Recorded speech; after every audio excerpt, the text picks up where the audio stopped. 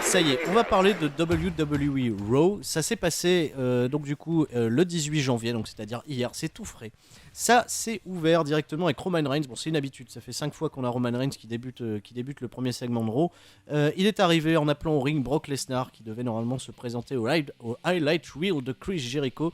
Finalement, c'est Jericho qui s'est pointé en lui disant bah écoute, je vais garder quand même l'exclu de Lesnar, mais je t'invite à participer au highlight reel. Voilà. Ils étaient bien contents tous les deux, ils étaient copains. La League of Nations a débarqué.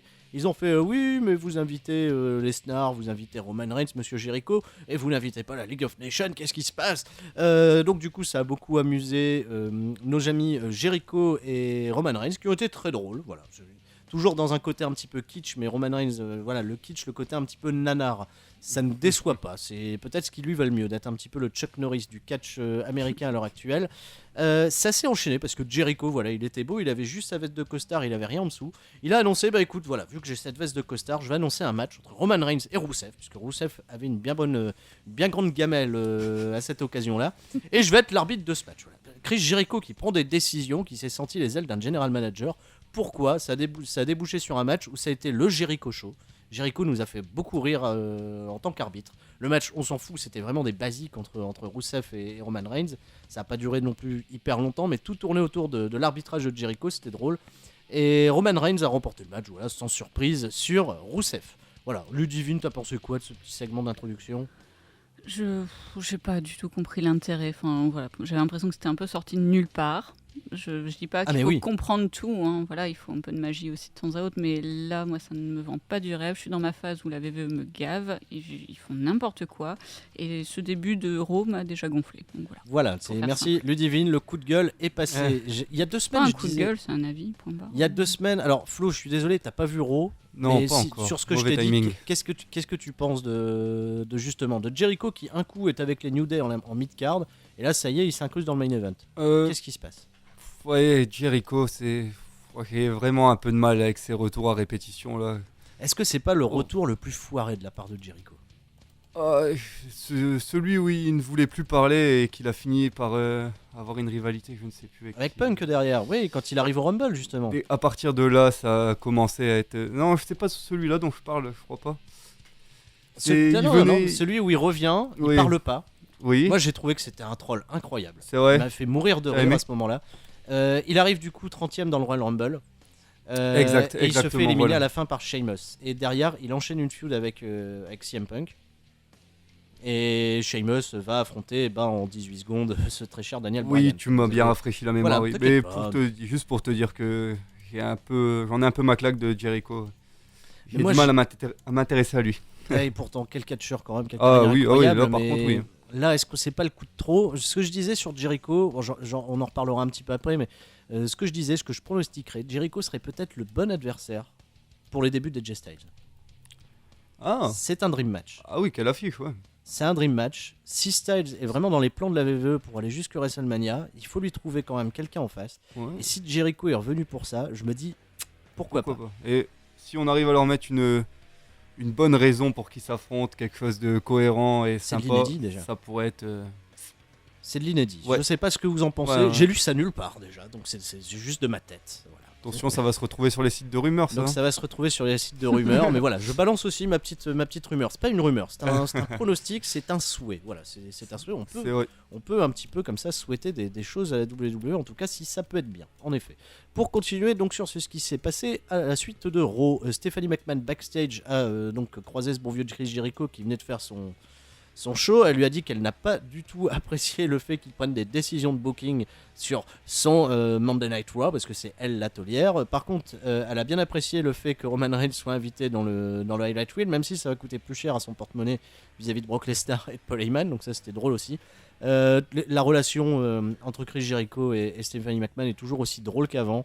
Maintenant voilà, c'était un peu nuancé. J'aime beaucoup vraiment la position qu'a Stephanie McMahon. C'est vraiment cette position d'autorité qu'elle a à la WWE. Ça ne peut que la renforcer. Ludivine t'avait dit aussi que tu appréciais Stephanie McMahon ces derniers temps. Ça se confirme encore. Oui. Voilà. Flo pareil, une personnage intéressant encore. Voilà. Rien à dire. Voilà. Ensuite on a une série de matchs qui ne servent à rien. Et je suis alors blasé. Ça commence avec Natalya, qui revient de je ne sais pas où, pourquoi, etc. Qui affronte Brie Bella. Brie Bella qui arrive au ring avec Alicia Fox qui a continué de se déhancher, on n'arrive toujours pas à comprendre comment. Elle était opposée à la revenante Natalya qui était accompagnée, surprise totale, par cette très chère Paige. Oh. C'est super. Paige et Natalya, il n'y a pas longtemps, étaient en feud l'une contre l'autre. Là maintenant, elles sont les meilleures copines qui soient. Elles ont fait la promotion de leur superbe émission Total Diva où Paige nous dévoile ses talents de casse sociale incroyables avec sa casquette retournée et son jogging. J'ai de la peine pour Total Diva. Je sais pas. Des fois, je me dis, allez, tiens, je vais regarder Total Diva pour voir si ça peut être intéressant. J'ai beaucoup apprécié les deux premiers épisodes, mais depuis quelle catastrophe Total Diva. Oh là là. Donc match sans intérêt, ça a duré 1 minute. Victoire de Natalya avec le sharpshooter. On n'en parle plus. Quelle déception, quelle bouche-trou, tout ça pour faire la promo de leur truc à la con. On parlera jamais de Total Diva du coup, plus jamais sur ces Catch FM. Merci. On a ensuite un match encore une fois sans véritablement beaucoup d'intérêt entre les Wyatt, Bray, Luke Harper et Rick Rowan qui étaient accompagnés par Braun Strowman qui ont affronté l'équipe encore une fois totalement improbable des Dudley Boys et de Ryback. Bref, on a déjà vu ça plein de fois par les semaines précédentes. Là encore une fois, bon, les Wyatt sont sortis vainqueurs de ce match, j'ai envie de dire heureusement. Et pourtant, j'ai encore ce reproche à dire que Bray Wyatt n'est pas sorti fort de ce match. Bray Wyatt s'est chopé le hot tag de Devon. C'est-à-dire, en fait, il a concédé le hot tag de Devon. C'est-à-dire, voilà, il a pas été véritablement menaçant dans le match. Il a au contraire fait les erreurs de son équipe. Et à la fin, c'est Luke Harper qui en sort grandi. C'est assez... Encore une fois incompréhensible de la part de WWE, de la manière dont ils amènent les choses avec les Wyatt, surtout quand on sait ce qui va se passer plus tard au main event. J'y reviendrai. Le Big Show affrontait les Heath Slater, on s'en fout totalement. Les Heath Slater et le Social Outcast. En effet, ça c'est cool quand il débarque. Le Big Show, j'avais l'impression qu'il avait envie de pleurer lors de l'entrée des Heath Slater. Regardez, je vous invite vraiment à essayer de choper Raw, de le regarder ou si vous l'avez vu. Si le Big Show, j'avais vraiment l'impression qu'il voulait pleurer. Qu'est-ce qui se passe ? Quel est le projet ? J'en sais rien. Donc le Big Show finalement a foutu des bagnes à tout le monde. Il y a eu ce petit moment drôle où Bo Dallas pensait l'avoir esquivé, mais finalement il se l'est prise quand même. C'est 3 matchs qui ont fait totalement redescendre, je vais dire, cette bonne entame de WWE Raw. Une entame passable, et là on est vraiment retombé dans les abysses. C'est 3 matchs qui vont donner des arguments aux gens qui sont pour le Raw de 2 heures au lieu de 3. Voilà, merci Flo qui écoute C'est Catch FM. On est totalement d'accord là-dessus. On revient backstage où Stephanie McMahon motive la League of Nations. Bon, c'était juste dans l'idée de se dire, voilà les mecs, même si vous avez été humiliés dans le premier segment, il faut que vous vous remettiez, vous êtes quand même nos champions, on croit en vous. Ensuite, on a eu ce tirage au sort incroyable. Et là, je sais pas quoi dire. Je m'effondre. Déjà, fail ou fake. Enfin, voilà, est-ce qu'ils avaient programmé la façon dont ça s'est déroulé ? Est-ce que vraiment McMahon ne sait pas ouvrir cette espèce de petite boule là, je sais pas quoi. Voilà, les McMahon ont choisi l'entrée numéro 1 du Royal Rumble avec, donc voilà, ils ont ressorti leur petite roue à loterie là, comme chaque année, on la voit toujours au Royal Rumble. Ils ont choisi le numéro 1, c'était Roman Reigns. Il y avait Roman Reigns dans tous les trucs. De toute façon, ils ne pouvaient piocher que Roman Reigns. J'ai adoré que Vince McMahon du coup fail et n'arrive pas à ouvrir certaines boules. C'est la grosse crainte qu'on avait la semaine dernière à l'émission. Roman Reigns donc du coup rentre numéro 1 dans le Royal Rumble. C'est les débuts officiels du Roman Rumble. Ah mais quel effet de surprise. Franchement, on ne s'y attendait pas. Ouh là là. Non, c'est pas on s'y attendait pas, on ne le voulait pas. On ne voulait pas, non. Je pense qu'on y a tellement pensé, même si c'était négativement, qu'on a envoyé des ondes comme ça. Ils se sont oh bah tiens, on va faire ça. Allez. Voilà, on va arrêter quoi. On va pas voir notre Jericho et Jay Styles si ça continue. Parce qu'ils vont se dire ah non, ils veulent ça, on veut pas. Par contre, ils veulent pas Roman Reigns numéro 1. Allez, on va le mettre. J'étais dégoûté.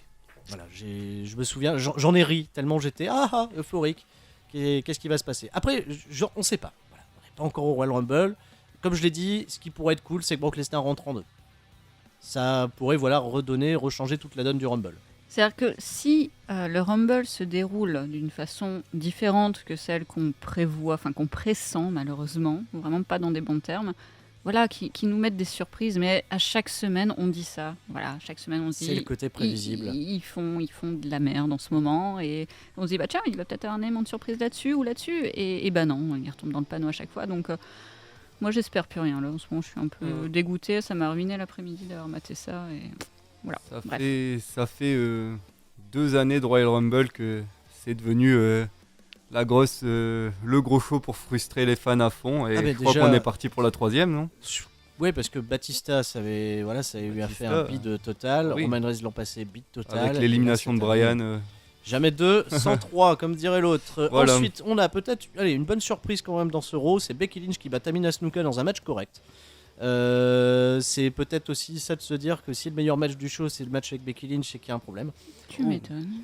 Tamina, qu'on n'avait plus vu catcher depuis je ne sais pas combien de temps, et au final ça s'est avéré pas si mal que ça. Pas extraordinaire non plus. Pas extraordinaire, mais c'était pas ça. Becky Lynch à la fin, qui a quand même un soutien du public que je n'arrive toujours pas à mesurer, qui est vraiment super cool, a demandé enfin son opportunité au titre des divas. Genre, c'est pas elle l'aspirante. Et ils nous prennent pas pour des bleus, encore une fois.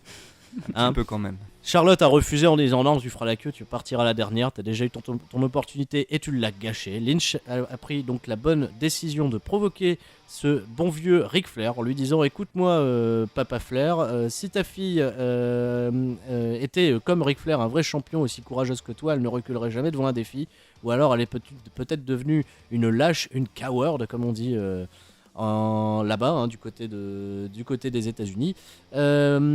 Et finalement, ça a énervé Flair qui a accepté pour sa fille le match au Royal Rumble. Bon, c'était à prévoir, que c'était de toute façon le programme entre les deux. C'est du suspense pour rien, mais c'est bien, ça renforce toujours un petit peu ce côté sympathique qu'on a développé pour Becky Lynch ces dernières semaines. C'est cool, elle revient de loin quand même, Becky Lynch. Parce que j'avais peur au début avec PCB, elle était totalement effacée, là c'est cool, c'est pas mal. Ouais, ça lui offre une belle opportunité de se montrer, mais...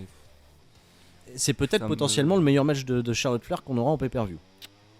C'est possible. De toute façon, les deux se connaissent bien. Voilà, il n'y a pas beaucoup plus bas en dessous, donc voilà, c'est peut-être une bonne opportunité. On a ensuite un match, ça c'était vraiment le meilleur match de ce Raw. C'était la League of Nations, Sheamus et Alberto Del Rio qui étaient opposés à Dean Ambrose et Kalisto. Kalisto un peu revanchard depuis la dernière fois et de sa défaite, de la perte de son titre US contre Alberto Del Rio. Au final, la League of Nations a remporté un match vraiment divertissant, c'était bien. Le duo Dean Ambrose-Kalisto avec Dean Ambrose qui faisait des petits mouvements comme ça d'high flyer, c'était... Voilà, on adore Dean Ambrose, ça vous le savez, on vous apprend rien. Au final, Owens qui était à la table des commentaires, qui était hilarant, mais vraiment hilarant. Il a des shoots avec Michael Cole qui sont incroyables, il se provoque sans arrêt. Cole dit par exemple à Ambrose, à Owens, au fait, j'ai lu sur Twitter, tu devrais pas aller sur Twitter, tu devrais faire correctement ton travail au lieu d'aller sur Twitter. Ils arrêtent pas de se provoquer comme ça, c'est très très drôle. Owens, c'est vraiment divertissant. Ça me rappelle beaucoup CM Punk quand il était à table des commentateurs et je retrouve un peu ça avec Owens, ça fait plaisir. Finalement, Owens donc du coup a distrait Dean Ambrose qui s'est fait surprendre par un Enzuguri d'Alberto Del Rio à l'extérieur du ring. Et Kalisto s'est pris le Brock Kick de Sheamus. Comme ça, c'est bien. Sheamus sort fort de ce match, ce qui est un bon présage pour le Royal Rumble quand même. Voilà. Au moins, ils n'ont pas chié dans la colle en donnant encore une fois une victoire volée, je vais dire, de Kalisto peut-être sur Del Rio. Là, c'est bien. Sheamus sort fort. Il nous faut des bons heals, des heals qui gagnent. C'est bien. Ensuite, les New Day, toujours dans leur délire incroyable, ont rendu hommage à la mort de leur trombone. Le trombone de Xavier Wood, qui s'appelle Francesca. Je ne sais pas si vous le saviez, mais oui, il s'appelle Francesca, ce trombone. Ensuite, Biggie Langston a affronté Jey Uso dans un match, c'est un filler, on va pas marquer dessus énormément. Biggie prend des bumps incroyables dans ce match. Ouais, voilà. c'est vrai. Il a pris une chute à l'extérieur du ring qui m'a fait bondir de ma chaise. Il a raté son splash sur le tablier du ring. D'habitude, il le passe toujours celui-là. Là, il l'a raté. Ça a eu un impact vraiment assez costaud. Et finalement, il l'emporte grâce à une légère distraction de Xavier Woods. On n'a pas véritablement bien compris ce qui s'est passé, mais ça a fait son effet. On a enfin Neville, Mark Henry, Titus O'Neil, R-Truth dans une équipe totalement improbable qui bat Tyler Breeze, Stardust, The Ascension. On s'en fout carrément. Incroyable ça. Voilà, j'ai pas d'autres mots. Je ne sais pas quoi vous dire. Au secours.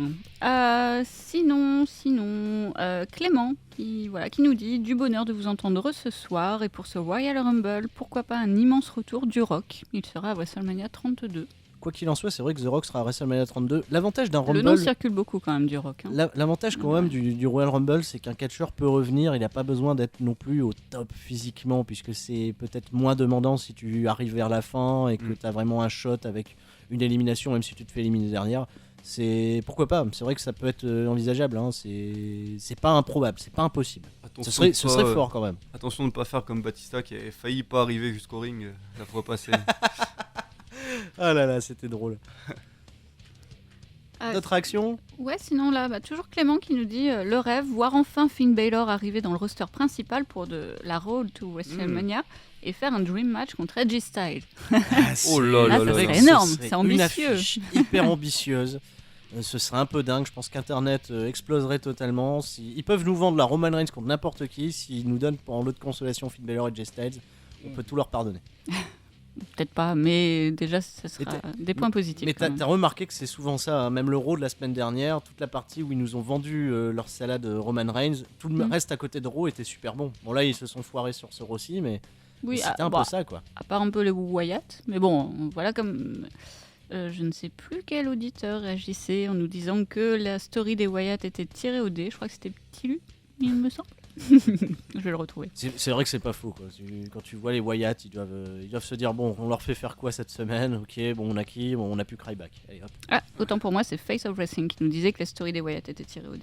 Et on nous a suggéré aussi, il me semble, une feud entre Bray Wyatt et Luke Harper qui pourrait être cool. Ouais, c'est Jordi qui nous faisait part de cela. Je sais pas contre. Avec un Luke Harper en face, je dirais pas non, mais pas maintenant. Hein, j'arrive pas à me projeter là. C'est un peu particulier, en effet. À y penser à l'avenir, clairement. Sinon, ça avait aussi réagi sur Paige et le n'importe quoi avec Natalia. Voilà, on va pas rentrer dans les détails. Évident. C'est du n'importe quoi, nous sommes d'accord. On est totalement d'accord là-dessus. On va passer donc du coup au main event. Le main event qui était plus véritablement un match. Votre main event, c'était ce match entre Neville, Mark Henry, Titus O'Neil et R-Truth. Voilà, c'était génial. D'ailleurs, c'était super. Même le truc en streaming qu'on a regardé, ça a coupé le match en plein milieu.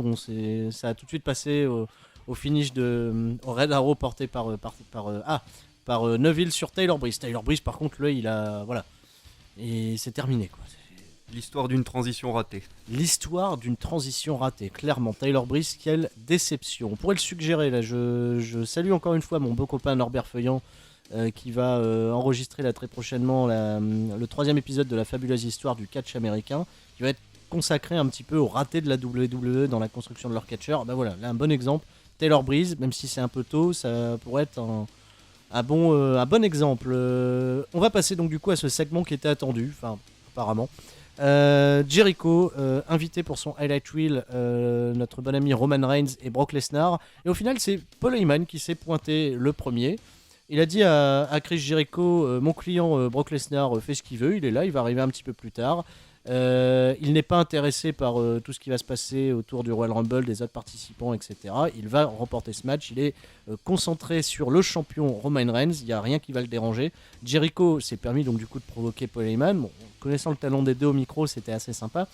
Jericho a annoncé clairement qu'il avait lui aussi ses chances de battre Paul Heyman, il a ses chances là. Ouais, voilà, de battre Brock Lesnar. Et que ferait Paul Heyman si Chris Jericho battait Brock Lesnar au Royal Rumble? Ok, heureusement Brock Lesnar est arrivé. Ok, et il a été suivi très vite par Roman Reigns. Alors là, par contre, je m'attendais à ce qu'il y ait un peu de parlotte quand même entre les deux. C'est parti directement, ça en est venu aux mains. Brock Lesnar s'est tout de suite fait prendre une spear de la part de Roman Reigns, qui a vraiment marqué sa position de force. Et lui, le champion, il a casé sa spear directement sur ce bon vieux Brock Lesnar. La League of Nations est arrivée, elle est venue démolir Reigns. Brock Lesnar a fait le save. Voilà, il s'est débarrassé de la League of Nations. Et là, surprise totale, les Wyatt qui débarquent. Voilà, c'est joué au dé. Voilà, hop, un 4-21. Alors, attention, on se plaint toujours que les Wyatt, on les trouve pas assez bien utilisés, on les trouve pas suffisamment haut dans la carte. Mais en fait, si la transition là s'est fait tellement violemment qu'on n'a pas compris. Voilà, c'est-à-dire les Wyatt ont passé à tabac Reigns, ils ont passé à tabac Brock Lesnar. Brock Lesnar, il n'y a eu aucune offense sur les Wyatt, parce que quelque part, moi, je sais pas, tu me vends bien construit les Wyatt qui s'en prennent à Lesnar, je peux trouver ça immense. Là, Columbus, Ohio, réaction 0. Nous, on n'a pas été si emballés que ça.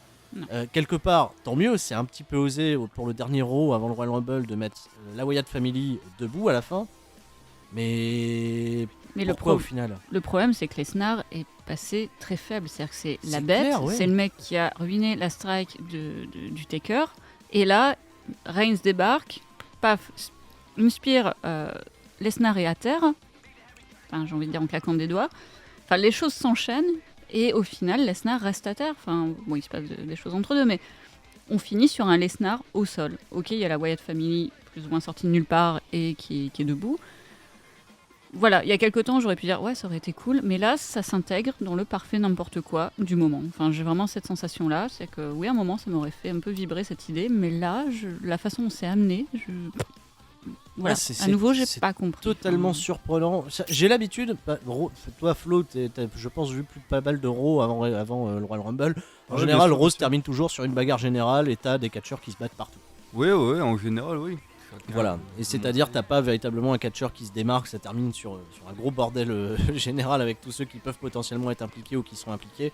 Là on a fini avec les Wyatt qui n'ont pas eu du tout d'overness pendant tout les dernières semaines, c'était à chier. Là debout quoi, à la fin de Raw. En général quand on finit un Raw en couchant Lesnar, surtout à la fin de l'émission, c'est qu'il s'est passé quelque chose pour que tu sois là, et là apparemment ça arrivait comme un cheveu sur la soupe, on va dire. Donc, non, mais la Wyatt Family, d'un coup, d'un seul, eux qui perdent à SmackDown en plus contre les Dudleys, qui sont dans un match moyen où Bray Wyatt n'a pas véritablement tiré son épingle du jeu un petit peu plus tôt. C'est surprenant. C'est même Roman Reigns est même out après l'assaut de Luke Harper. C'est après la discus clothesline que Roman Reigns reste à terre. C'est-à-dire là même Luke Harper il a marqué plus de points que Roman Reigns quoi, sur ce segment au final. C'est très surprenant. Ouais. Je vais regarder ça pour tu bien. Tu découvriras, mais j'ai trouvé ce segment vraiment. Alors, la League of Nations, ils sont passés totalement pour des cons. Voilà. C'est pas la première fois, il me semble. Ouais, c'est pas la première fois. À noter par contre que Alberto Del Rio prend super bien les German Suplex de Lesnar. Alors là, ça, j'ai envie de dire gros chapeau là-dessus. Et au final, je sais pas. Chris Jericho a disparu par contre. Alors là.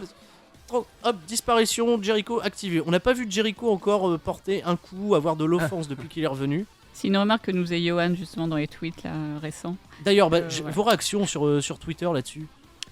Alors, les réactions sont...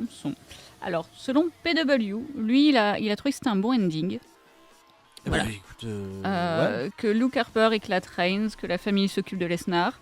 Voilà, il dit au moins la Wyatt est prise au sérieux. Et selon lui, ce segment sert pour créer un hype autour du Rumble. C'est en quelque sorte. Les Wyatt seront quand même, je pense, une valeur dangereuse dans le Royal Rumble. Oui. Après, moi, je garde quand même l'idée que j'ai trouvé ça assez maladroit dans la manière dont ça a été amené. C'est le côté maladroit quoi. Ça aurait pu venir en quelques semaines plutôt que d'arriver comme ça, que les Wyatt couchent Lesnar à la fin d'un Raw comme ça, alors qu'ils étaient occupés avec les Dudley ou je ne sais qui depuis quelques semaines. Et au final, on est quand même assez déçus.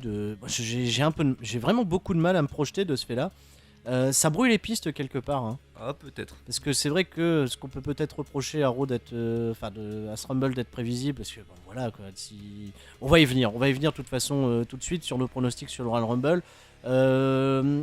D'abord les premiers matchs. Si vous me l'accordez, les premiers matchs, on a dans ce début de carte qui va être très bon. À mon avis, ça va être un des meilleurs débuts de carte du Rumble. Kalisto contre Del Rio pour le titre US. Voilà, là on a eu des affrontements vraiment solides entre les deux. Kalisto a vraiment cette énergie qu'il a su tirer au niveau du public. Ça peut être très bon, ça peut être un parfait opener. Voilà. Votre pronostic là-dessus Del Rio conserve. Del Rio conserve. Je pense aussi. Pareil, Ludivine, je vais rattacher votre avis. Après, j'aimerais vraiment être surpris. Disons qu'après, il faut pas jouer au yo-yo avec les titres non plus. Donc, voilà, pour moi, la logique, s'ils veulent vraiment continuer une construction qui aurait du sens, pour une fois, que Del Rio garde son titre, ça me semble pas... Ça me semblerait logique. Voilà, plus logique, Ouais, c'est vrai que ça semblerait logique. Après, on a donc Becky Lynch contre Charlotte Flair pour le titre des Divas qui est détenu par Charlotte.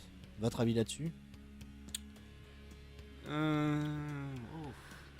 Charlotte garde le titre. Moi, je vois pas Lynch gagner, donc soit Charlotte ou soit une disqualification ou un truc comme ça de la part de Charlotte. Une disqualification, allez. Une disqualification, ok, Charlotte conserve sa ceinture. Je suis assez de cet avis. Ce serait bien, comme on l'avait annoncé, comme les rumeurs circulaient, qu'il y ait un manager de poids qui vienne équilibrer les chances de Becky Lynch contre Flair, contre les Flair du coup. Ok, victoire donc Charlotte conserve par disqualification, c'est vraiment probable. On a après le Last Man Standing qui là vraiment est très attendu entre Dean Ambrose et Kevin Owens pour le titre intercontinental. Ça devrait normalement voler le show, ça devrait vraiment valoir son pesant de cacahuètes. Ce qui m'inquiète le plus par rapport à ce match, c'est que ces deux catcheurs participeront probablement pas au Royal Rumble derrière. Ah, si c'est le cas, ce serait décevant. Ouais. Ce serait décevant. Après, ce serait pas non plus incohérent. On s'attend quand même à véritablement une grosse opposition entre les deux. Ça va peut-être être même l'un des meilleurs matchs de 2016. Enfin, moi, je mets vraiment une pièce là-dessus. Ça va être le premier bon gros match de 2016. Oui, il y a quelque chose à faire. Tu sais Dean Ambrose qui perd le match dans un match vraiment violent, mais qui arrive quand même à revenir prendre une place au Rumble. Ce serait incroyable. C'est possible. Ce serait super cool. Avec tous des bandages qui gardent les médecins, tout ça, non? C'est possible ça. Non, mais on rêverait que tout ce qui se passe autour de Roman Reigns soit un écran de fumée pour l'ascension de Dean Ambrose. Quoi. Oui. On aimerait. On aimerait. Ça serait tellement cool. Ludivine approuve totalement. Je suppose que vous approuverez aussi. Vous avez aussi le droit de ne pas approuver, bien entendu. Votre pronostic là-dessus, victoire, Dean Ambrose, Kevin Owens? Ambrose pour Ludivine, qui reste sur son premier choix, son choix de toujours. Ouais, dans un last man standing, en fait, j'ai du mal à voir Ambrose être compté 10. J'ai du mal à voir les deux se faire compter 10. C'est ça qui m'énerve le plus. En fait, je pense que les deux vont se faire compter 10. Et à venir dans le Rumble, un des deux qui vient dans le Rumble. Et t'aimerais qu'il y ait un des deux qui vienne dans le Rumble derrière. Ok. Alors là, voilà, on y est. C'est le moment de décision, le moment tragédique total de tout ce que vous voulez. Le Royal Rumble. Roman Reigns rentre numéro 1. Le titre de la WWE sera en jeu. On connaît déjà quelques participants, on n'a pas encore la liste précise officielle. Et parmi les gros noms, on a donc du coup les 4 membres de la Wyatt Family. Sur la League of Nations, normalement les 4 d'après ce qui s'est dit lors de ce Raw devraient y être également. On a Chris Jericho, on a Brock Lesnar donc. On a également donc R-Truth qui a confirmé aussi sa participation, Mark Henry, Titus O'Neil. À voir, c'est ouvert. Bon, il y a tout le roster de la WWE, il y aura sûrement des surprises. On ne sait pas encore. Maintenant, on est sur des scénarios qui restent quand même ouverts malgré la ligne directrice générale de la WWE sur Roman Reigns pour le construire, pour le rendre encore plus fort. Il faut quand même prendre en note que Roman Reigns serait le premier catcheur depuis Shawn Michaels à remporter un Royal Rumble en rentrant numéro 1. Personne ne réagit parce que tout le monde a oublié Chris Benoit. Merci, c'est comme ça que je fais ma petite blague. Pour conserver son championnat, il doit faire ce que plus aucun catcheur n'a réalisé depuis 18 ans. C'est-à-dire... pardon, j'ai dit Shawn Michaels, même ça aurait été une blague, ça aurait été... non, c'est Shawn Michaels, pardon. Gagner 2 fois un Royal Rumble... gagner 2 fois un Royal Rumble consécutivement, c'est Steve Austin. C'était il y a 18 ans. Donc il faudrait qu'il accomplisse tout ça, Roman Reigns, pour rester champion. Ouais, mais attends, c'est The Man devant tout le monde. Et je viens de te le comparer quand même à Michaels. Ah ouais, non, mais Steve Austin. Tu veux quoi? À Benoît dans une moindre mesure. Mais justement, c'est ce côté improbable de ce qu'ils sont en train d'en faire. Enfin, voilà, the One versus All. Là, ça devient un peu trop énorme. Ils s'en font des caisses quand même, non? Et si pour marquer les choses, Roman Reigns se ferait éliminer tout de suite? Je crois que ça pourrait surprendre et faire plaisir beaucoup, non? Écoutez, je me permets un truc. Quelque chose qui m'a redonné beaucoup de sympathie envers John Cena à une époque, c'est lors d'un Elimination Chamber. Je vais être désolé, je vais pas pouvoir vous ressortir l'année, mais il arrive champion et il rentre, je pense même le dernier dans le Chamber match, Cena, et il se fait éliminer tout de suite. À la suite d'un assaut de Chris Jericho, de Edge et de Mysterio. Je m'en souviens. Edge devient même champion. Si je dis pas de conneries, je crois que c'est à WrestleMania, c'est avant WrestleMania 25. C'est le Chamber d'avant WrestleMania 25. J'avais été hyper surpris, ça avait donné beaucoup de sympathie du coup à Cena. Comme quoi c'était pas Superman et il était battable en fait. C'était il avait un petit peu cassé donc du coup cette image. Il avait fait le job comme ça sans rien trop dire. Il s'est fait avoir Cena et j'avais trouvé ça cool. J'avais adoré aussi que Shawn Michaels, qui était teasé comme pas possible en rentrant un nouveau numéro 1 lorsqu'il a fait son comeback, se fasse éliminer tout de suite par Chris Jericho. avec l'embuscade qui avait été tendue par Jericho et Christian avant WrestleMania 19. C'était vraiment très très cool. Alors que tout le monde pressentait Michaels remporter le Rumble, c'était incroyable. Personne ne voyait encore à l'époque Brock Lesnar pouvoir remporter ce Royal Rumble match. On voyait vraiment Michaels. Pourquoi pas être surpris justement. J'aimerais beaucoup, et j'ai quand même du mal à y croire. Cena quand même, Cena je veux dire on en a mangé pendant longtemps. Ouais, et on apprécie ça seulement maintenant, c'est ça qui est dommage. Ouais. On en a mangé pendant longtemps avant qu'il se fasse quand même, qu'il prenne une défaite comme celle-ci. Mais Cena n'a jamais été construit seul contre tous, autant que Roman Reigns l'est aujourd'hui, quoi. C'est vrai que ouais. C'est vraiment assez hallucinant tout cet acharnement qu'il y a autour de Roman Reigns pour lui retirer ce titre qui vient fraîchement d'acquérir. C'est pas comme si c'était le mec qui était champion depuis 2 ans et bon voilà, maintenant on va mettre tous tes bâtons dans les roues pour pas que ça soit toi, quoi, pour que voilà il y a un changement, il y a un passage de main. Là c'est frais en fait. Roman Reigns au sommet de la WWE, clairement c'est très frais, et avoir tout cet acharnement tout de suite, c'est assez dur à digérer. J'ai beaucoup de mal. J'ai beaucoup de mal, et c'est très comme tu dis, condensé dans le temps. J'ai vraiment du mal aussi. Franchement, on est tous d'accord là-dessus de toute façon. Je pense qu'on est assez unanime là-dessus. Est-ce que sur la hashtag 3CFM, ça réagit autour de ce Roman Rumble, hein, quelque part, voilà, c'est un petit peu l'expression qui a circulé sur Internet, que je prends plaisir à reprendre. Est-ce que ça réagit? Est-ce qu'on est convaincu que Roman Reigns va aller jusqu'à la fin? Est-ce qu'il peut gagner? Est-ce que voilà. Alors sincèrement, dans les réactions, Reigns n'est pas le nom qui revient le plus. Je pense que voilà, nos auditeurs n'ont pas forcément envie de parler de Reigns encore. Non, il y a juste Alpha qui veut qu'il soit éliminé par Edge Styles dès le début. Pourquoi pas? Super, ça. Pourquoi pas.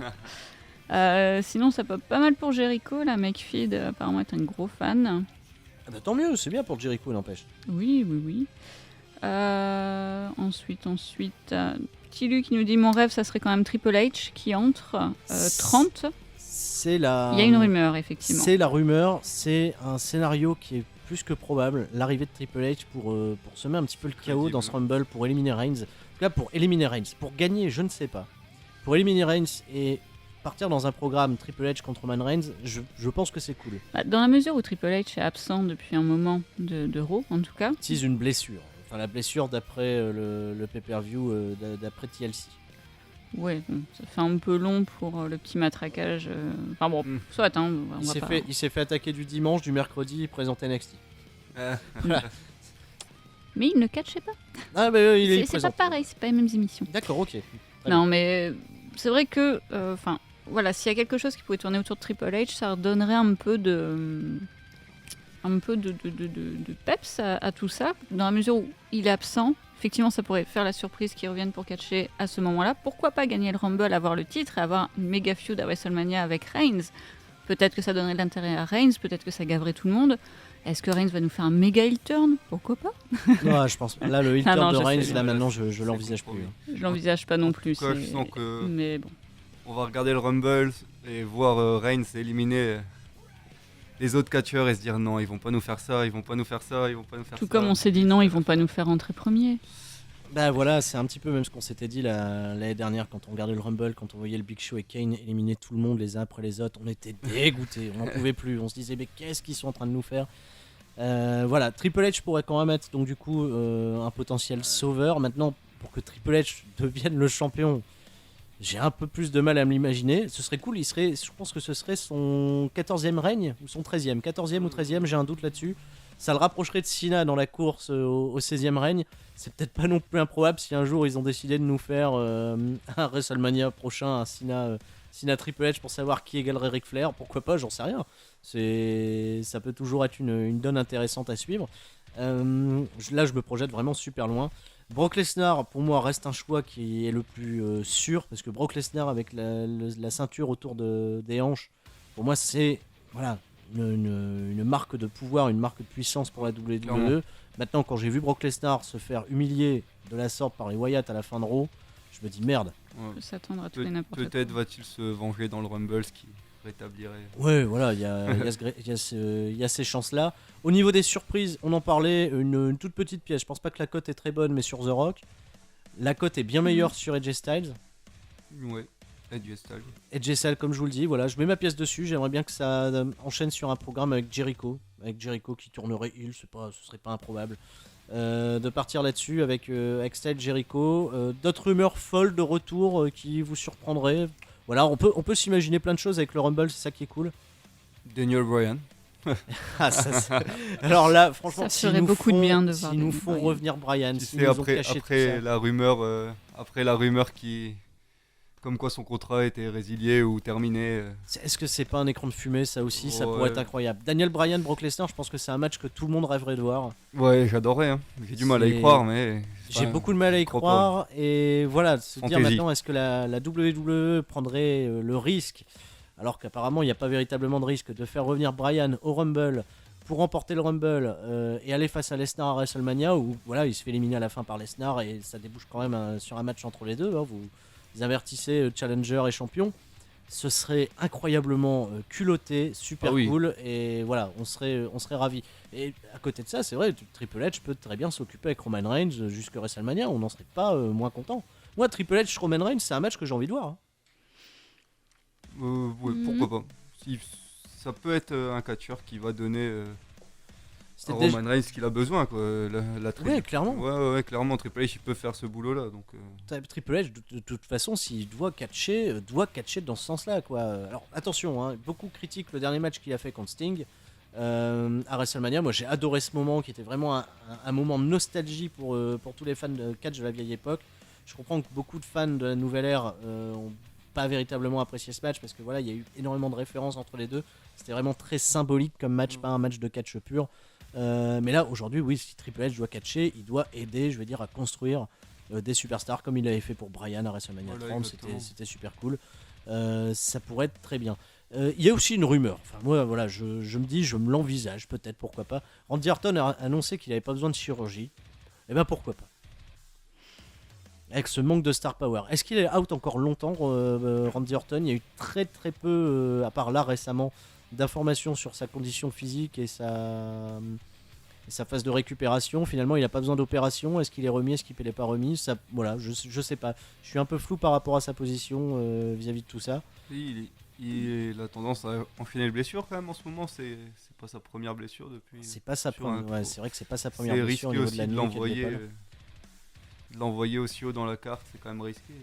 De l'envoyer en tant que champion à WrestleMania. C'est vrai que ça peut être assez compliqué. Mais après, juste revenir, voilà, juste un retour, pas forcément pour le remporter, mais juste faire acte de présence et teaser un petit truc qui peut l'amener dans un match pas trop risqué, je vais dire, jusqu'à WrestleMania pour un petit peu renforcer le star power, pourquoi pas. On s'était mal compris, oui. Ouais, non, voilà. Après, retour improbable, totalement, mais qui pourrait être totalement cool, Seth Rollins qui aurait récupéré de sa blessure super vite et qui serait au Rumble. Et quand on pense que Cena est revenu au Rumble précédent WrestleMania 24 alors qu'il n'était pas du tout attendu, il était attendu même pour ne même pas être là à WrestleMania, moi je ne sais pas, je me pose la question. On a revu Seth Rollins hyper affaibli, je veux dire, par sa blessure lors du dernier du Raw des Slammy Awards. Oui, avec la béquille. Écran de fumée, peut-être, je ne sais pas, je me pose la question. C'est peut-être un peu tôt quand même. C'est tôt, c'est peut-être culotté. Ligament croisé, c'est ça? Ouais, c'est ligament croisé. C'est culotté de ma part, hein, je sais bien de dire ça, mais. Après, voilà, il a peut-être une capacité de récupération hors du commun, et oui, ça serait cool qu'il revienne. Pour un athlète, mais voilà, ça me paraît tôt. C'est pour ça que je pense encore à ce cas de John Cena qui avait surpris tout le monde à l'époque. Je me dis, bah écoute, pourquoi pas. C'est bien, c'est mes rêves de gosse. Voilà, j'adore le Royal Rumble. Bon. Je sais que Ludivine t'aime pas trop le Rumble. Dis-moi un mot là-dessus, d'ailleurs. Dis-nous un mot là-dessus avant qu'on termine l'émission. Pourquoi t'aimes pas le Royal Rumble? J'aime pas ce genre de match. Bon, je parle pas du pay-per-view, mais vraiment du principe des matchs de Rumble ou Battle Royale. Enfin, je m'ennuie. Enfin, voilà, oui, tu vas me dire c'est l'occasion de teaser un tas de choses, etc. Mais ça fait vraiment partie du genre de match que j'aime le moins. Parce que ce qui se passe dans le ring m'ennuie. Il y a des spots qui sont prévus, qui peuvent être très sympas, mais en règle générale, voilà, tu les vois dans un coin, misérés à mettre la jambe de l'autre gars au-dessus. Il y a ce côté... Il y a un manque de crédibilité. Oui, après, parler de crédibilité, crédibilité dans le catch, on Ça part sur un débat un petit peu. C'est un autre débat, voilà. Voilà, un peu litigieux entre guillemets. Mais voilà, je m'ennuie pendant les matchs Rumble. Ça, voilà, c'est tout. J'aime bien quand il y a de l'action, quand ça envoie et qu'il y ait du rythme, etc. Là, voir les gars à moitié morts les 3/4 du temps dans les coins du ring, ça me gave. C'est tout. Ok, tu seras attentif donc du coup à tout ça au Royal Rumble. Qui arrive, tu regarderas ça de près au Royal Rumble. Oui, après j'ai l'espoir d'être surprise. Comme je disais en début d'émission, je suis dans une phase où la WWE me gonfle, donc j'ai peu d'espoir quand même. Et donc je vais le regarder, bien évidemment. Je ne vais pas me focaliser que sur les points négatifs. Après, dans l'ensemble, c'est pas le genre de choses qui me séduit à la base. Voilà, c'est tout. Pour finir, ton pronostic sur le Rumble ? Pronostic dans un aspect réaliste et non pas, c'est pas mon souhait. Ah bah tu peux nous dire les deux, allez. Parce que dans le souhait, là, je vois que ça réagit aussi sur Twitter. Je vois Finn Balor, le nom de Finn Balor qui vient pas mal. J'avoue que ça pourrait être sympa. Ça pourrait être sympa. Maintenant, il faut savoir comment ça peut être travaillé, comment ça peut être amené. Ça voilà, peut être ça aussi qui est compliqué avec Finn Balor. On l'a déjà évoqué aussi dans les émissions précédentes. J'ai du mal à voir les personnages d'NXT que j'aime beaucoup projetés dans le main roster parce que généralement, on n'en fait pas grand-chose. Tyler Breeze, on le salue. Voilà. Donc Finn Balor, pourquoi pas pour une surprise, mais je préférais le voir débarquer à WrestleMania avec une entrée de taré, mais voilà. Bref, donc Rumble, ouais, je pense que je serai un peu sur Triple H. S'il y a AJ Styles qui débarque, ça serait top, vraiment. Je pense pas qu'il le remporterait, ou vraiment là, il déciderait de nous mettre une grosse claque. Ton vainqueur potentiel du Rumble, nouveau champion de la WWE. J'ai pas envie de dire Reigns, sincèrement, ça me gave. Flo, tu l'as le tien ? Je vais jouer la plus petite cote, je crois, Brock Lesnar. Tu vas jouer la petite cote Brock Lesnar. Ouais, je crois bien. Je vais faire, sur un point de vue raisonnable, je vais faire de même. Je vais mettre Brock Lesnar, je vais mettre ma pièce sur Brock Lesnar. Sur le côté souhaité, espéré, voilà, je vais mettre Daniel Bryan. Ah ouais, dans ce cas. Dans la déconne. Mais oui, mais tout le monde va être d'accord sur Daniel Bryan. Présent ou gagnant ? Mais même gagnant. Oh là là, ça serait... Même gagnant, quoi. Alors là... Ne pariez pas avec moi. Ah ouais. Ou alors... sinon, on annule le show en Angleterre en bus, là, on ira moins loin. Ah bah si franchement, si je pouvais parier, si je mets 1 euro sur Bryan, je suis sûr que ce que je peux récupérer peut nous payer le bus, l'hôtel, tout ce que vous voulez. Hein, parce que là, c'est quand même hyper risqué. Bref, c'est ma position.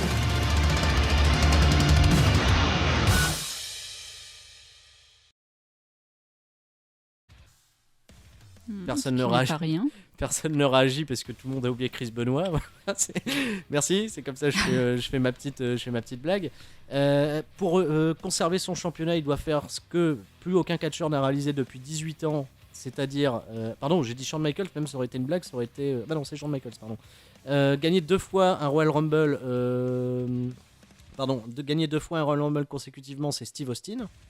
C'était il y a 18 ans. Donc il faudrait qu'il accomplisse tout ça, Roman Reigns, pour rester champion. Ouais, mais attends, c'est The Man devant tout le monde. Et je viens de te le comparer quand même à Michaels. Ah ouais, non, mais Steve Austin. Tu veux quoi, à Benoît dans une moindre mesure. Mais justement, c'est ce côté improbable de ce qu'ils sont en train d'en faire. Enfin, voilà, the One versus All. Là, ça devient un peu trop énorme. Ils en font des caisses quand même, non ? Et si pour marquer les choses, Roman Reigns se ferait éliminer tout de suite ?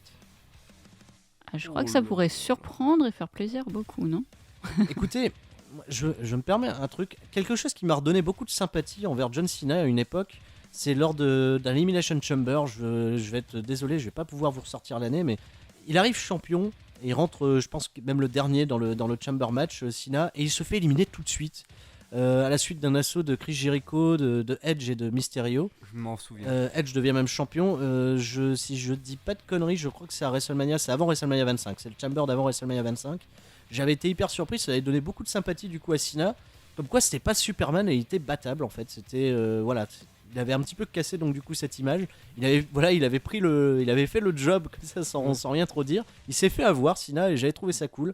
J'avais adoré aussi que Shawn Michaels, qui était teasé comme pas possible en rentrant un nouveau numéro 1 lorsqu'il a fait son comeback, se fasse éliminer tout de suite par Chris Jericho, avec l'embuscade qui avait été tendue par Jericho et Christian avant WrestleMania 19. C'était vraiment très très cool. Alors que tout le monde pressentait Michaels remporter le Rumble, c'était incroyable. Personne ne voyait encore à l'époque Brock Lesnar pouvoir remporter ce Royal Rumble match. On voyait vraiment Michaels. Pourquoi pas être surpris justement. J'aimerais beaucoup, et j'ai quand même du mal à y croire. Cena, quand même, Cena, je veux dire, on en a mangé pendant longtemps. Ouais, et on apprécie ça seulement maintenant, c'est ça qui est dommage. Ouais. On en a mangé pendant longtemps avant qu'il se fasse quand même, qu'il prenne une défaite comme celle-ci. Mais Cena n'a jamais été construit seul contre tous, autant que Roman Reigns l'est aujourd'hui, quoi. C'est vrai que ouais. C'est vraiment assez hallucinant tout cet acharnement qu'il y a autour de Roman Reigns pour lui retirer ce titre qui vient fraîchement d'acquérir. C'est pas comme si c'était le mec qui était champion depuis 2 ans et bon voilà, maintenant on va mettre tous tes bâtons dans les roues pour pas que ça soit toi, quoi, pour que voilà il y a un changement, il y a un passage de main. Là c'est frais en fait. Roman Reigns au sommet de la WWE, clairement c'est très frais, et avoir tout cet acharnement tout de suite, c'est assez dur à digérer. J'ai beaucoup de mal. J'ai beaucoup de mal, et c'est très comme tu dis, condensé dans le temps. J'ai vraiment du mal aussi. Franchement, on est tous d'accord là-dessus de toute façon. Je pense qu'on est assez unanime là-dessus. Est-ce que sur la hashtag 3CFM, ça réagit autour de ce Roman Rumble, hein, quelque part? Voilà, c'est un petit peu l'expression qui a circulé sur Internet, que je prends plaisir à reprendre. Est-ce que ça réagit? Est-ce qu'on est convaincu que Roman Reigns va aller jusqu'à la fin? Est-ce qu'il peut gagner? Est-ce que voilà?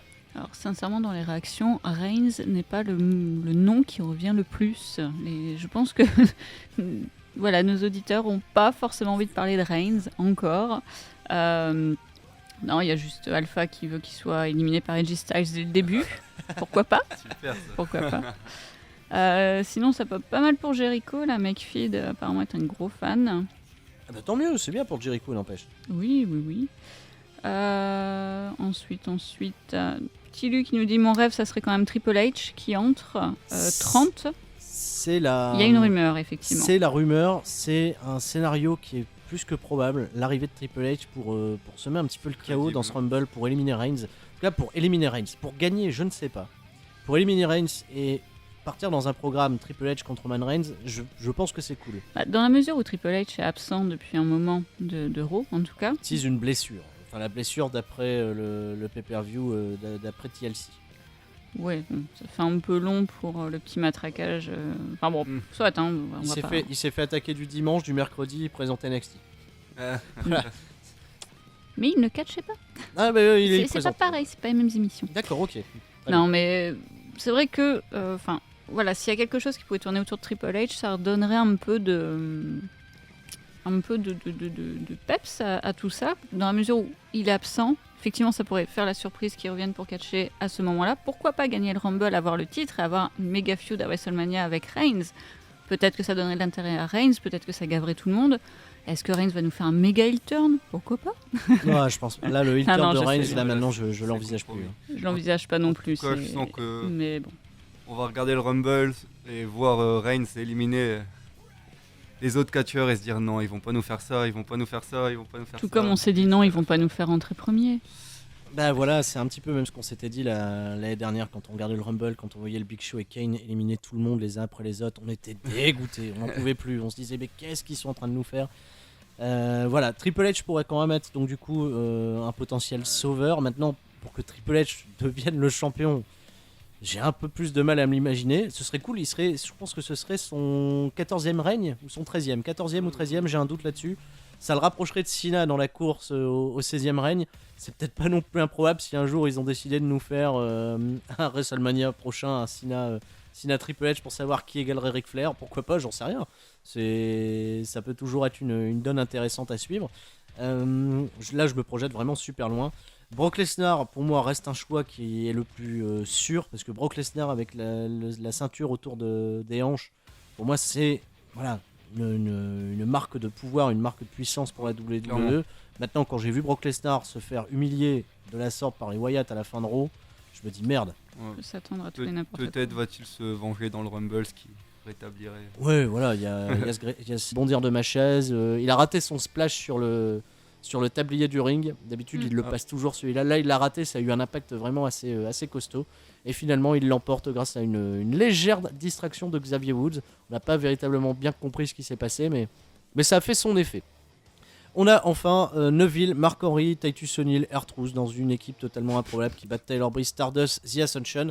On s'en fout carrément. Incroyable ça. Voilà, j'ai pas d'autres mots, je ne sais pas quoi vous dire. Au secours. Sinon, Clément qui nous dit du bonheur de vous entendre ce soir et pour ce Royal Rumble, pourquoi pas un immense retour du Rock. Il sera à WrestleMania 32. Quoi qu'il en soit, c'est vrai que The Rock sera à WrestleMania 32. L'avantage d'un Rumble... Le nom circule beaucoup quand même du Rock. Hein. L'avantage quand même du Royal Rumble, c'est qu'un catcheur peut revenir, il n'a pas besoin d'être non plus au top physiquement, puisque c'est peut-être moins demandant si tu arrives vers la fin et que tu as vraiment un shot avec une élimination, même si tu te fais éliminer derrière. Pourquoi pas, c'est vrai que ça peut être envisageable, hein. C'est pas improbable, c'est pas impossible. Ce serait fort quand même. Attention de ne pas faire comme Batista qui avait failli pas arriver jusqu'au ring la fois passée. Ah là là, c'était drôle. D'autres réactions ? Ouais, sinon là, toujours Clément qui nous dit le rêve, voir enfin Finn Balor arriver dans le roster principal pour la Road to WrestleMania et faire un dream match contre Edge Styles. Oh là là là, ça serait énorme, c'est ambitieux. Une affiche hyper ambitieuse. Ce serait un peu dingue, je pense qu'Internet exploserait totalement. Ils peuvent nous vendre la Roman Reigns contre n'importe qui, s'ils nous donnent pour lot de consolation Finn Balor et Edge Styles, on peut tout leur pardonner. Peut-être pas, mais déjà, ça sera des points positifs. Mais t'as remarqué que c'est souvent ça, hein. Même le Raw de la semaine dernière, toute la partie où ils nous ont vendu leur salade Roman Reigns, tout le reste à côté de Raw était super bon. Bon là, ils se sont foirés sur ce Raw-ci, mais c'était un peu ça, quoi. À part un peu les Wyatt, mais bon, voilà comme... je ne sais plus quel auditeur réagissait en nous disant que la story des Wyatt était tirée au dé. Je crois que c'était Petit Lu, il me semble. Je vais le retrouver. C'est vrai que c'est pas faux, quoi. Quand tu vois les Wyatt, ils doivent se dire bon, on leur fait faire quoi cette semaine ? Ok, bon, on a qui ? Bon, on a plus Cryback. Allez, hop. Ah, autant pour moi, c'est Face of Wrestling qui nous disait que la story des Wyatt était tirée au dé. Et on nous a suggéré aussi, il me semble, une feud entre Bray Wyatt et Luke Harper qui pourrait être cool. Ouais, c'est Jordi qui nous faisait part de cela. Je sais pas contre. Avec un Luke Harper en face, je dirais pas non, mais pas maintenant. Hein, j'arrive pas à me projeter là. C'est un peu particulier, en effet. À y penser à l'avenir, clairement. Sinon, ça avait aussi réagi sur Paige et le n'importe quoi avec Natalia. Voilà, on va pas rentrer dans les détails. C'est du n'importe quoi, nous sommes d'accord. On est totalement d'accord là-dessus. On va passer donc du coup au main event. Enfin, le main event qui était plus véritablement un match. Votre main event, c'était ce match entre Neville, Mark Henry, Titus O'Neil et R-Truth. Voilà, c'était génial. D'ailleurs, c'était super. Même le truc en streaming qu'on a regardé, ça a coupé le match en plein milieu. Ça a tout de suite passé au finish au Red Arrow porté par Neville sur Tyler Breeze. Tyler Breeze, par contre, lui, voilà. Et c'est terminé, quoi. L'histoire d'une transition ratée. L'histoire d'une transition ratée, clairement. Tyler Breeze, quelle déception. On pourrait le suggérer, là. Je salue encore une fois mon beau copain Norbert Feuillant qui va enregistrer là, très prochainement le 3e épisode de la fabuleuse histoire du catch américain, qui va être consacré un petit peu au raté de la WWE dans la construction de leur catcheur. Ben voilà, là un bon exemple. Tyler Breeze, même si c'est un peu tôt, ça pourrait être un bon exemple. On va passer donc du coup à ce segment qui était attendu, enfin apparemment. Jericho invité pour son highlight reel notre bon ami Roman Reigns et Brock Lesnar, et au final c'est Paul Heyman qui s'est pointé le premier. Il a dit à Chris Jericho mon client Brock Lesnar fait ce qu'il veut, il est là, il va arriver un petit peu plus tard. Il n'est pas intéressé par tout ce qui va se passer autour du Royal Rumble, des autres participants, etc. Il va remporter ce match. Il est concentré sur le champion Roman Reigns. Il n'y a rien qui va le déranger. Jericho s'est permis donc du coup de provoquer Paul Heyman. Bon, connaissant le talent des deux au micro, c'était assez sympa. Jericho a annoncé clairement qu'il avait lui aussi ses chances de battre Paul Heyman, oui, il a ses chances là. Ouais, voilà, de battre Brock Lesnar. Et que ferait Paul Heyman si Chris Jericho battait Brock Lesnar au Royal Rumble? Ok, heureusement Brock Lesnar est arrivé. Ok, et il a été suivi très vite par Roman Reigns. Alors là, par contre, je m'attendais à ce qu'il y ait un peu de parlotte quand même entre les deux. C'est parti directement, ça en est venu aux mains. Brock Lesnar s'est tout de suite fait prendre une spear de la part de Roman Reigns, qui a vraiment marqué sa position de force. Et lui, le champion, il a casé sa spear directement sur ce bon vieux Brock Lesnar. La League of Nations est arrivée, elle est venue démolir Reigns. Brock Lesnar a fait le save. Voilà, il s'est débarrassé de la League of Nations. Et là, surprise totale, les Wyatt qui débarquent. Voilà, joué au dé. Voilà, hop, un 4-21. Attention, on se plaint toujours que les Wyatt, on les trouve pas assez bien utilisés, on les trouve pas suffisamment haut dans la carte. Mais en fait, si la transition là s'est fait tellement violemment qu'on n'a pas compris. Voilà, c'est-à-dire les Wyatt ont passé à tabac Reigns, ils ont passé à tabac Brock Lesnar. Brock Lesnar, il n'y a eu aucune offense sur les Wyatt parce que quelque part, moi, je sais pas, tu me vends bien construit les Wyatt qui s'en prennent à Lesnar, je peux trouver ça immense. Là, Columbus, Ohio, réaction 0. Nous, on n'a pas été si emballés que ça. Quelque part, tant mieux, c'est un petit peu osé pour le dernier Raw avant le Royal Rumble de mettre la Wyatt Family debout à la fin. Mais pourquoi au final ? Le problème, c'est que Lesnar est passé très faible. C'est-à-dire que c'est la bête, clair, ouais. C'est le mec qui a ruiné la strike du Taker. Et là, Reigns débarque, paf, une spire, Lesnar est à terre. Enfin, j'ai envie de dire en claquant des doigts. Enfin, les choses s'enchaînent et au final, Lesnar reste à terre. Enfin, bon, il se passe des choses entre deux, mais on finit sur un Lesnar au sol. Ok, il y a la Wyatt Family plus ou moins sortie de nulle part et qui est debout.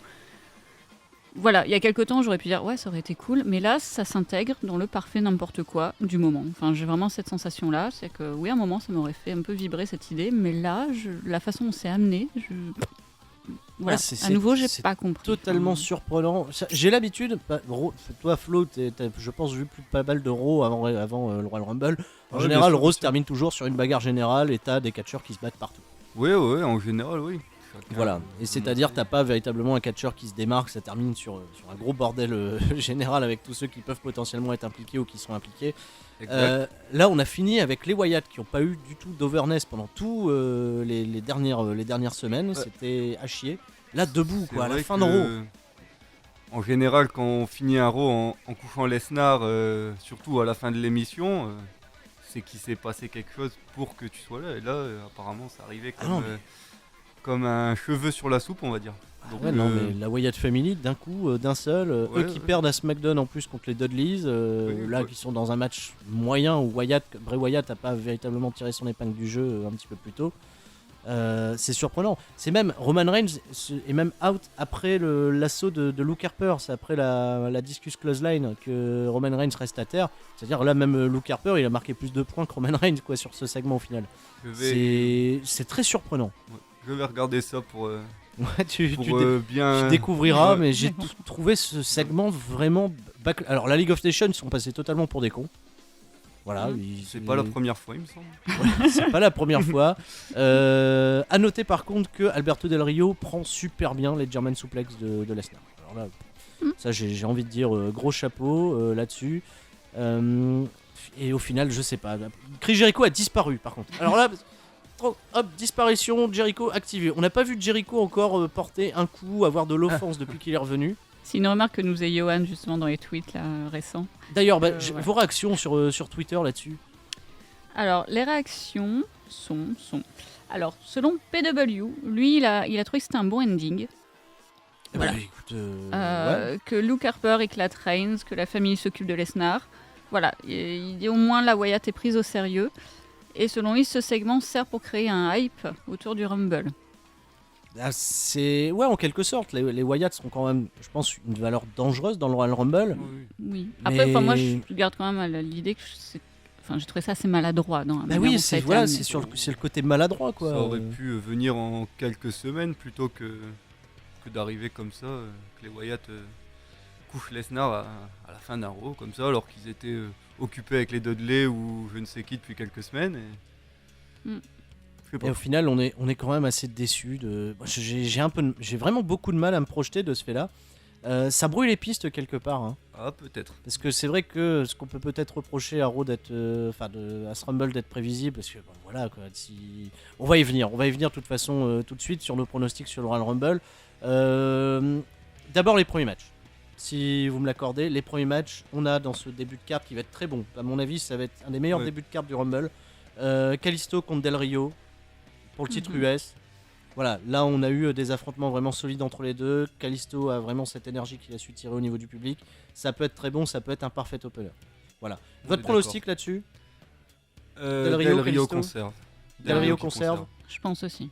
Pareil, Ludivine, je vais rattacher votre avis. Après, j'aimerais vraiment être surpris. Disons qu'après, il faut pas jouer au yo-yo avec les titres non plus. Donc, voilà, pour moi, la logique, s'ils veulent vraiment continuer une construction qui aurait du sens, pour une fois, voilà, que Del Rio garde son titre, ça me semble pas...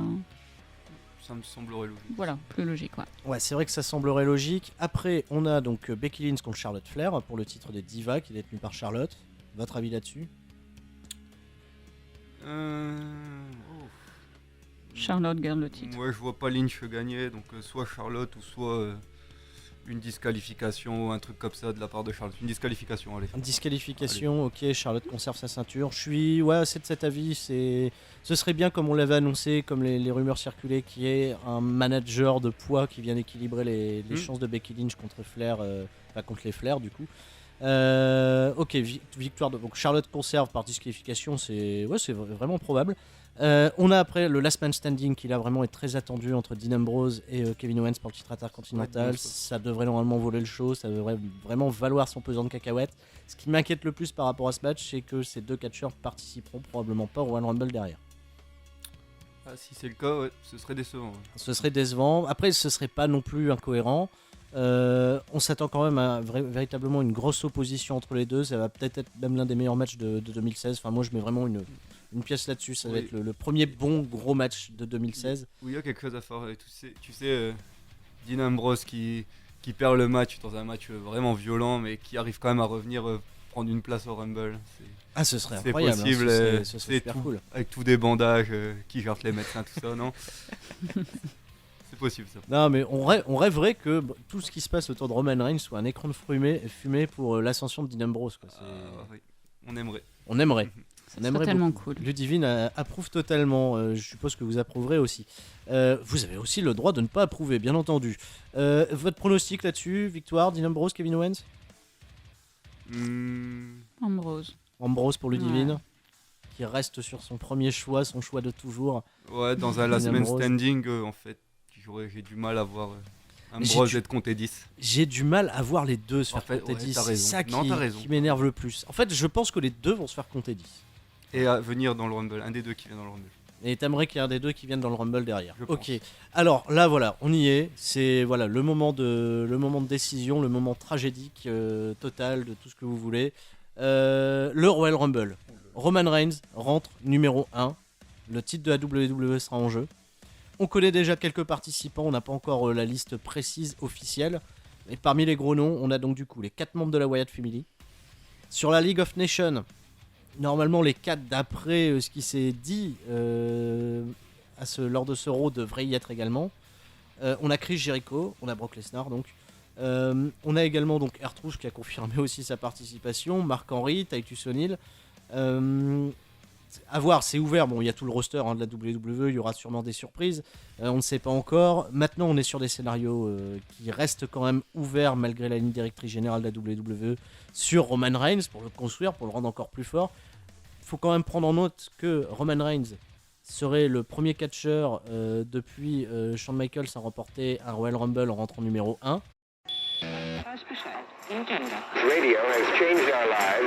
Ça y est, on va parler de WWE Raw. Ça s'est passé donc du coup le 18 janvier, donc c'est-à-dire hier, c'est tout frais. Ça, c'est ouvert directement avec Roman Reigns. Bon, c'est une habitude, ça fait 5 fois qu'on a Roman Reigns qui débute le premier segment de Raw. Il est arrivé en appelant au ring Brock Lesnar, qui devait normalement se présenter au highlight reel de Chris Jericho. Finalement, c'est Jericho qui s'est pointé en lui disant bah écoute, je vais garder quand même l'exclu de Lesnar, mais je t'invite à participer au highlight reel. Voilà. Ils étaient bien contents tous les deux, ils étaient copains. La League of Nations a débarqué. Ils ont fait oui, mais vous invitez Lesnar, vous invitez Roman Reigns, Monsieur Jericho, et vous n'invitez pas la League of Nations, qu'est-ce qui se passe?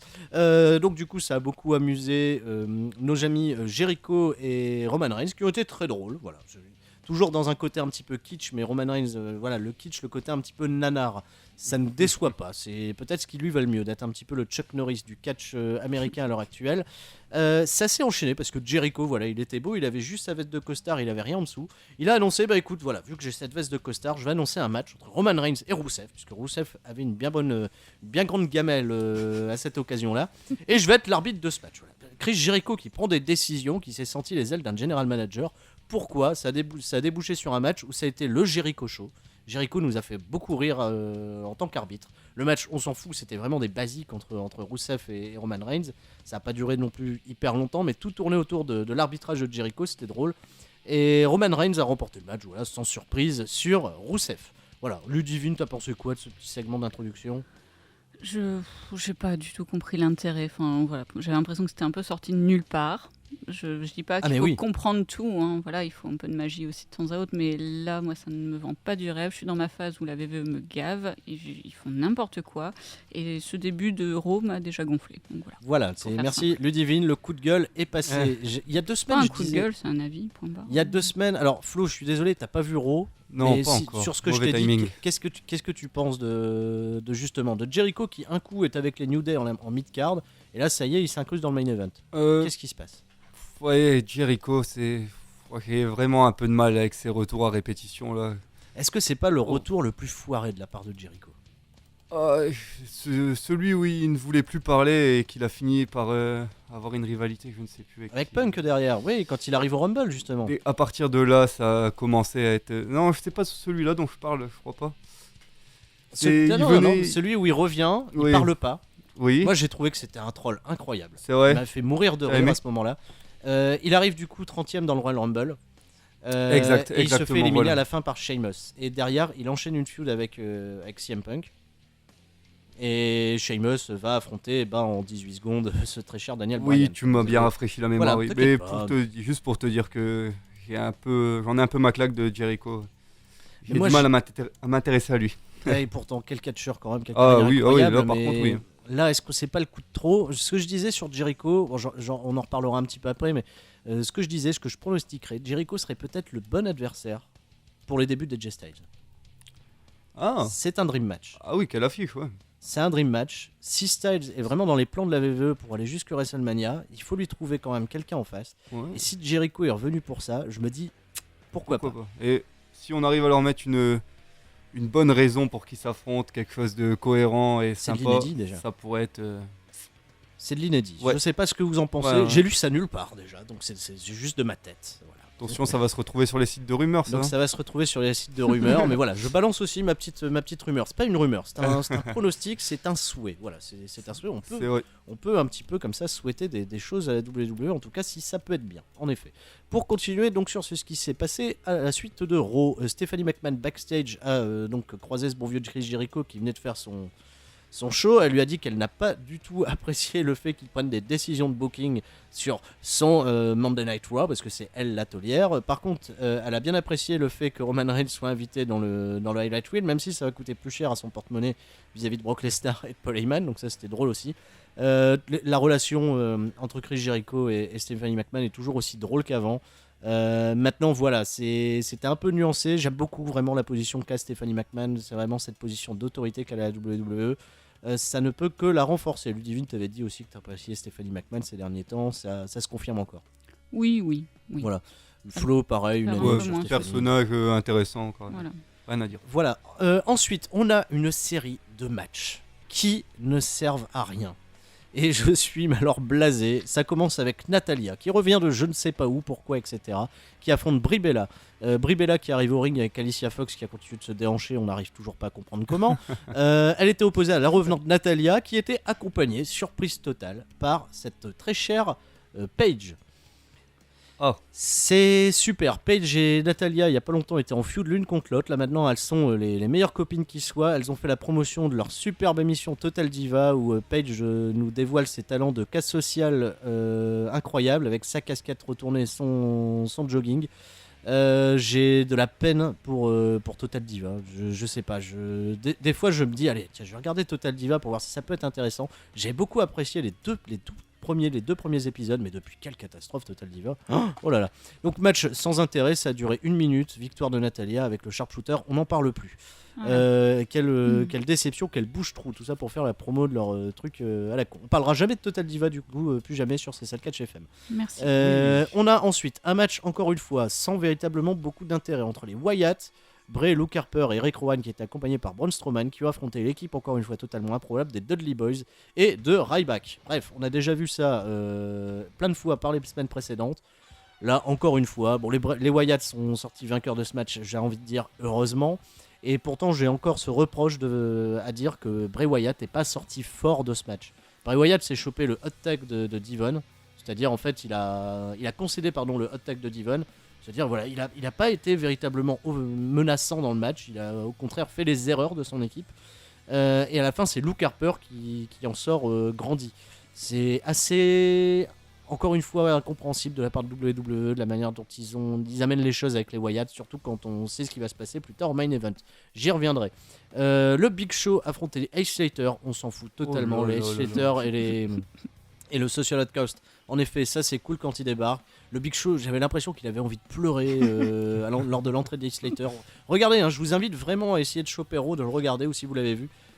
Le Big Show, j'avais vraiment l'impression qu'il voulait pleurer. Qu'est-ce qui se passe ? Quel est le projet ? J'en sais rien. Donc le Big Show finalement a foutu des bagnes à tout le monde. Il y a eu ce petit moment drôle où Bo Dallas pensait l'avoir esquivé, mais finalement il se l'est pris quand même. C'est 3 matchs qui ont fait totalement redescendre, je vais dire, cette bonne entame de WWE Raw. Une entame passable, et là on est vraiment retombé dans les abysses. Ces 3 matchs qui vont donner des arguments aux gens qui sont pour le Raw de 2 heures au lieu de 3. Voilà, merci Flo qui écoute C'est ça le Catch FM. On est totalement d'accord là-dessus. On revient backstage où Stephanie McMahon motive la League of Nations. Bon, c'était juste dans l'idée de se dire, voilà les mecs, même si vous avez été humiliés dans le premier segment, il faut que vous vous remettiez, vous êtes quand même nos champions, on croit en vous. Ensuite, on a eu ce tirage au sort incroyable. Et là, je sais pas quoi dire. Je m'effondre. Déjà, fail ou fake. Enfin, voilà, est-ce qu'ils avaient programmé la façon dont ça s'est déroulé ? Est-ce que vraiment McMahon ne sait pas ouvrir cette espèce de petite boule là, je sais pas quoi. Voilà, les McMahon ont choisi l'entrée numéro 1 du Royal Rumble. Donc voilà, ils ont ressorti leur petite roue à loterie là, comme chaque année, on la voit toujours au Royal Rumble. Ils ont choisi le numéro 1, c'était Roman Reigns. Il y avait Roman Reigns dans tous les trucs. De toute façon, ils ne pouvaient piocher que Roman Reigns. J'ai adoré que Vince McMahon du coup fail et n'arrive pas à ouvrir certaines boules. C'est la grosse crainte qu'on avait la semaine dernière à l'émission. Roman Reigns donc du coup rentre numéro 1 dans le Royal Rumble. C'est les débuts officiels du Roman Rumble. Ah mais quel effet de surprise. Franchement, on ne s'y attendait pas. Ouh là là. Non, c'est pas on s'y attendait pas, on ne le voulait pas. On ne voulait pas, non. Je pense qu'on y a tellement pensé, même si c'était négativement, qu'on a envoyé des ondes comme ça. Ils se sont dit, oh bah tiens, on va faire ça. Allez. Voilà, on va arrêter quoi. On va pas voir notre Jericho et Jay Styles si ça continue. Parce qu'ils vont se dire, ah non, ils veulent ça, on veut pas. Par contre, ils veulent pas Roman Reigns numéro 1, allez, on va le mettre. J'étais dégoûté. Voilà, je me souviens, j'en ai ri tellement j'étais euphorique. Qu'est-ce qui va se passer ? Après, on sait pas. Voilà, on n'est pas encore au Royal Rumble. Comme je l'ai dit, ce qui pourrait être cool, c'est que Brock Lesnar rentre en 2. Ça pourrait rechanger toute la donne du Rumble. C'est-à-dire que si le Rumble se déroule d'une façon différente que celle qu'on prévoit, enfin qu'on pressent malheureusement, vraiment pas dans des bons termes, voilà, qui nous mettent des surprises, mais à chaque semaine on dit ça. Voilà, chaque semaine on dit. C'est le côté prévisible. Ils font de la merde en ce moment et on se dit bah tiens, il va peut-être avoir un élément de surprise là-dessus ou là-dessus et bah non, il retombe dans le panneau à chaque fois donc. Moi, j'espère plus rien. Là, en ce moment, je suis un peu dégoûtée. Ça m'a ruiné l'après-midi d'avoir maté ça. Et voilà. Ça fait 2 années de Royal Rumble que c'est devenu le gros show pour frustrer les fans à fond. Et je crois qu'on est parti pour la 3e, non ? Oui, parce que Batista, ça avait eu à faire un bid total. Oui. Roman Reigns l'an passé, bid total. Avec l'élimination de Bryan. Jamais 2, 103 comme dirait l'autre. Voilà. Ensuite, on a peut-être une bonne surprise quand même dans ce Raw, c'est Becky Lynch qui bat Tamina Snuka dans un match correct. C'est peut-être aussi ça de se dire que si le meilleur match du show c'est le match avec Becky Lynch, c'est qu'il y a un problème. Tu m'étonnes. Tamina qu'on n'avait plus vu catcher depuis je ne sais pas combien de temps et au final ça s'est avéré pas si mal que ça. Pas extraordinaire non plus. Pas extraordinaire, mais c'était pas ça. Becky Lynch à la fin qui a quand même un soutien du public que je n'arrive toujours pas à mesurer, qui est vraiment super cool. A demandé enfin son opportunité au titre des divas. Genre, c'est pas elle l'aspirante. Et ils nous prennent pas pour des bleus, encore une fois. Un peu quand même. Charlotte a refusé en disant non, tu feras la queue, tu partiras la dernière, t'as déjà eu ton opportunité et tu l'as gâchée. Lynch a pris donc la bonne décision de provoquer ce bon vieux Ric Flair en lui disant écoute-moi Papa Flair, si ta fille était comme Ric Flair, un vrai champion aussi courageuse que toi, elle ne reculerait jamais devant un défi, ou alors elle est peut-être devenue une lâche, une coward comme on dit là-bas, du côté des États-Unis.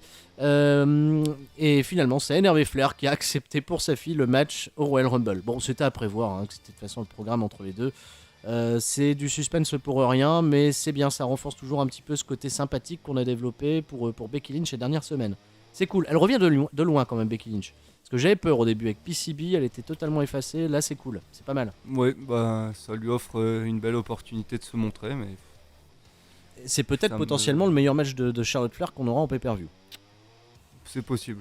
De toute façon, les deux se connaissent bien. Voilà, il n'y a pas beaucoup plus bas en dessous, donc voilà, c'est peut-être une bonne opportunité. On a ensuite un match, ça c'était vraiment le meilleur match de ce Raw. C'était la League of Nations, Sheamus et Alberto Del Rio qui étaient opposés à Dean Ambrose et Kalisto. Kalisto un peu revanchard depuis la dernière fois et de sa défaite, de la perte de son titre US contre Alberto Del Rio. Au final, la League of Nations a remporté un match vraiment divertissant, c'était bien. Le duo Dean Ambrose-Kalisto avec Dean Ambrose qui faisait des petits mouvements comme ça d'high flyer, c'était... Voilà, on adore Dean Ambrose, ça vous le savez, on vous apprend rien. Au final, Owens qui était à la table des commentaires, qui était hilarant, mais vraiment hilarant. Il a des shoots avec Michael Cole qui sont incroyables, il se provoque sans arrêt. Cole dit par exemple à Ambrose, à Owens, au fait, j'ai lu sur Twitter, tu devrais pas aller sur Twitter, tu devrais faire correctement ton travail au lieu d'aller sur Twitter. Ils arrêtent pas de se provoquer comme ça, c'est très très drôle. Owens, c'est vraiment divertissant. Ça me rappelle beaucoup CM Punk quand il était à table des commentateurs et je retrouve un peu ça avec Owens, ça fait plaisir. Finalement, Owens donc du coup a distrait Dean Ambrose qui s'est fait surprendre par Enzo Guerri d'Alberto Del Rio à l'extérieur du ring. Et Kalisto s'est pris le Brock Kick de Sheamus. Comme ça, c'est bien. Sheamus sort fort de ce match, ce qui est un bon présage pour le Royal Rumble quand même. Voilà. Au moins, ils n'ont pas chié dans la colle en donnant encore une fois une victoire volée, je vais dire, de Kalisto peut-être sur Del Rio. Là, c'est bien. Sheamus sort fort. Il nous faut des bons heals, des heals qui gagnent. C'est bien. Ensuite, les New Day, toujours dans leur délire incroyable, ont rendu hommage à la mort de leur trombone. Le trombone de Xavier Wood, qui s'appelle Francesca. Je ne sais pas si vous le saviez, mais oui, il s'appelle Francesca, ce trombone. Ensuite, Biggie Langston a affronté Jey Uso dans un match, c'est un filler, on va pas marquer dessus énormément. Biggie prend des bumps incroyables dans ce match. Ouais, voilà. c'est vrai. Il a pris une chute à l'extérieur du ring qui m'a fait